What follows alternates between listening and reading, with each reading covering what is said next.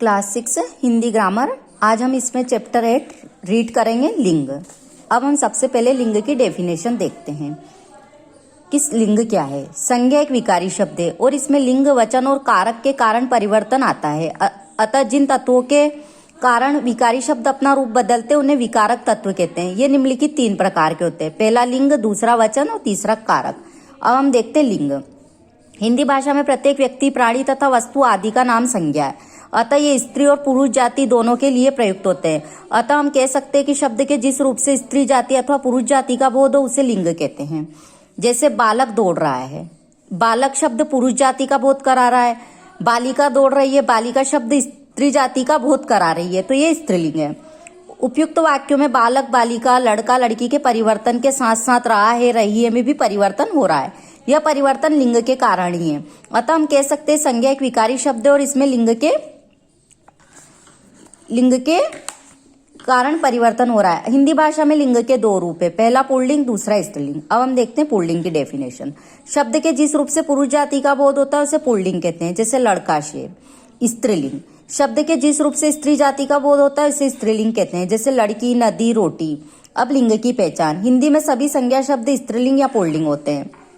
अब सदा पुल्लिंग रहने वाले शब्द जैसे धातुओं के नाम सोना, लोहा, ये पुल्लिंग होते हैं। अनाजों के नाम धान, चना, मक्का, ये पुल्लिंग है। समय के नाम घंटा, मिनट, सेकंड, ये पुल्लिंग है। देशों के नाम भारत, रूस, अमेरिका, ये पुल्लिंग शब्द है। ग्रहों के नाम सूर्य, चंद्र, शशि, मंगल, ये पुल्लिंग है।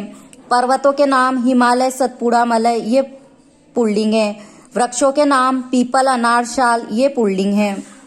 अब हम देखते दिनों के नाम। सोमवार, मंगलवार, बुधवार, ये दिनों के नाम पुल्लिंग शब्द होते हैं। महीनों के नाम ये मार्च, अप्रैल, ये पुल्लिंग शब्द होते हैं। अब सदा स्त्रीलिंग रहने वाले शब्द। नदियों के नाम गंगा, यमुना, ये स्त्रीलिंग है। तिथियों के नाम स्त्रीलिंग में आते हैं, जैसे पहली तारीख, दूसरी तारीख, पूर्णिमा। भाषाओं के नाम हिंदी, पंजाबी, गुजराती, ये स्त्रीलिंग में रहते हैं। इक्रांत शब्द में जैसे बेटी, रोटी, ककड़ी, ई की ध्वनि आ रही है तो ये स्त्रीलिंग शब्द है। प्रत्यय आई, तो ता, आई, जैसे आवट, ये सब प्रत्यय शब्द है। बनावट, मधुरता। अब हम देखते हैं पुल्लिंग शब्द कौन कौन से होते हैं। ये निम्नलिखित शब्द जो है सदैव पुल्लिंग होते हैं, जैसे अंक, छल, आम, अनार, ये आप सब खुद रीड करेंगे। अब इसमें स्त्रीलिंग शब्द, निम्नलिखित शब्द सदैव स्त्रीलिंग होते हैं, जैसे कसम, आंख, कोशिश, डुबकी, ये इसमें बहुत सारे एग्जाम्पल दिए हैं, ये आप खुद ही रीड करेंगे। अब हम देखते हैं लिंग परिवर्तन। पुल्लिंग से स्त्रीलिंग बनाने के कुछ नियम इस प्रकार है।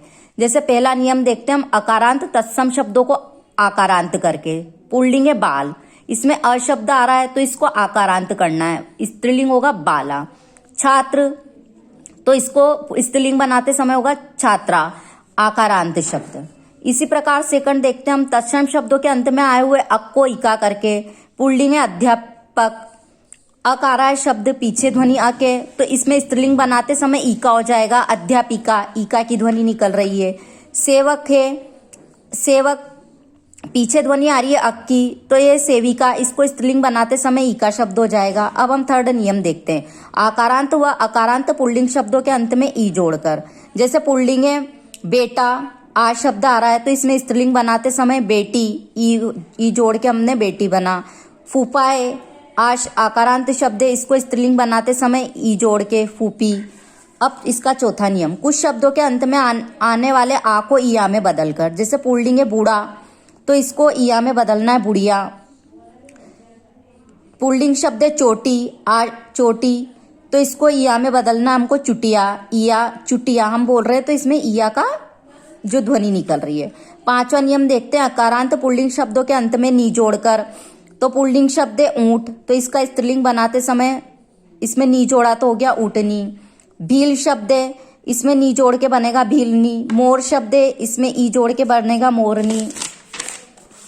इसी प्रकार हम छठा नियम देखते हैं, कुछ शब्दों के अंत में इन करके। जैसे पुल्लिंग शब्द है सांप तो इसका स्त्रीलिंग हो जाएगा सांपिन, इसमें इन की ध्वनि निकल रही है। माली शब्द पुल्लिंग है, इसमें स्त्रीलिंग शब्द में इन जोड़ेंगे तो स्त्रीलिंग बन जाएगा मालिन। अब देखते हैं सातवां नियम, कुछ शब्दों के अंत में आनी जोड़कर। पुल्लिंग शब्द है सेठ तो हमने इसमें आनी जोड़ा तो हो गया सेठानी। पुल्लिंग शब्द है जेठ, इसमें स्त्रीलिंग बनाते समय आनी शब्द जोड़ेंगे तो जेठानी। अब हम देखते हैं 8वां नियम, पुल्लिंग शब्दों के अंत में आए मान को मति और वान को वती में बदलकर। जैसे पुल्लिंग शब्द है शक्तिमान, इसका स्त्रीलिंग में हो जाएगा शक्तिमती। पुल्लिंग शब्द श्रीमान है, इसका स्त्रीलिंग बनाते समय मति श्रीमती। इसी प्रकार पुल्लिंग शब्द गुणवान, तो इस वान को वती में बदलकर तो स्त्रीलिंग शब्द गुणवती।